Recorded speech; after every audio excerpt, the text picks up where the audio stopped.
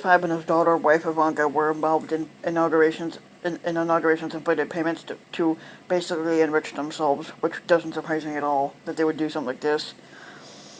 The then squatter-elect 45 and his daughter, wife Ivanka, were warned in 2016 that the family business was overcharging the nonprofit squatter roll inaugural committee and let it happen anyway, according to a suit filed Wednesday by the Washington D.C. Attorney General. In the civil complaint, Attorney General Carl Racine charged the 45 inaugural committee and the 45 organization with using around $1 million of charitable funds to improperly enrich their corrupt family. An experienced event planner who was already working for the inaugural, Stephanie Winston Wolkoff, raised concerns directly with 45 and his daughter, wife Ivanka, that the 45 International Hotel in Washington was trying to overcharge the inaugural committee. Winston Wolkoff met with then squatter-elect 45 and his daughter, wife Ivanka Trump. Anyway, I said she's going to keep her father's last name since they're married to each other, and discussed these concerns with both individuals. The suit says the squatter-elect acknowledged these concerns and directed the Ivanka 45 would handle this issue. The complaint accuses three entities, the 45 organization, the inaugural committee, and the 45 hotel, of subverting the public purpose of a charity for the 45 family's private benefit. At the center of the complaint is a 4-day rental agreement for the downtown Washington Hotel's ballroom and adjacent spaces. The hotel, and by extension the 45 family, was paid far above the market rate, according to the internal documents and the Attorney General was obtained by subpoena. As WNYC and ProPublica's 45 Inc. revealed, the 45 inaugural committee paid the 45 organization over Wolkoff's objections, which Ivanka had been aware of. Documents uncovered by the D.C. Attorney General contradict earlier statements by spokespeople for the 45s that they had little or no involvement in the negotiations. The squatter was focused on the transition during that time and not any of the planning for the inauguration, said Fat Fuck Sanders in 2018. Peter Mirajanian, I don't even know how you say that name, Mirajanian, if I'm saying that right, I might be saying it wrong. A spokesman for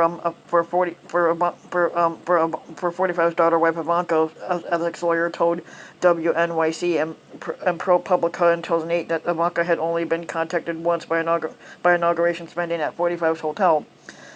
45's daughter, wife, was not involved in any additional discussions. Attorney General's documents show deeper involvement. 45's daughter, wife Ivanka, was made aware of concerns about overpayment in a December 12, 2016 email from Rick Gates, the deputy to the inaugural chairman, which she responded to 2 days earlier. On December 16th, Wolkoff raised her concerns in person with 45 and his daughter, wife, the next day. Wolkoff again objected to the 45's hotel proposed rates. These events are in the squatter-elect's honor at his hotel, and one of them is for family and close friends. She wrote in an email to 45's daughter, wife Ivanka, and Gates, please take into consideration that when this is audited, it will become public knowledge. Other venues hosting inauguration events provided space for free. On January 10, 2017, the inaugural committee finalized its contract with the hotel at $175,000 per day over Wolkoff's objections. The committee was also charged for days when it wasn't even using the space, the suit says. One event costing more than $300,000 was a private reception at the 45 hotel, benefiting only the children of the squatter, the complaint says.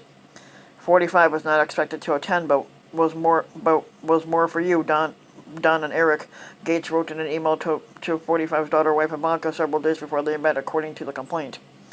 A spokesperson for the 45 organization dismissed the D.C. lawsuit in an emailed statement. The Attorney General's claims are false, intentionally misleading, and riddled with inaccuracies.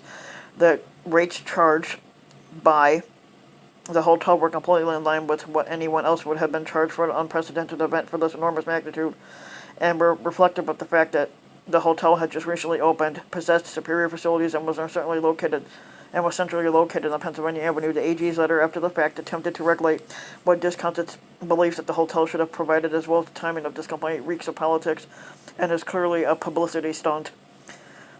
Spokespeople for the inaugural committee, the White House, and 45's daughter, wife Ivanka, did not immediately comment. A spokesperson for the for the IRS, which regulates charities, said federal law prohibits the IRS from discussing specific taxpayers.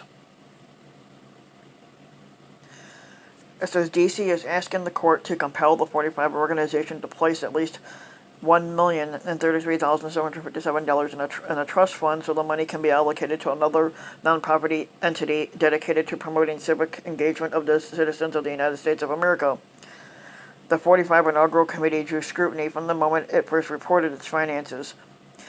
The committee raised nearly $107 million, close to doubling the haul of what Barack Obama had set during 2009, despite being a much smaller event. Past inaugural planners said that they would struggle to spend a sum of money that large.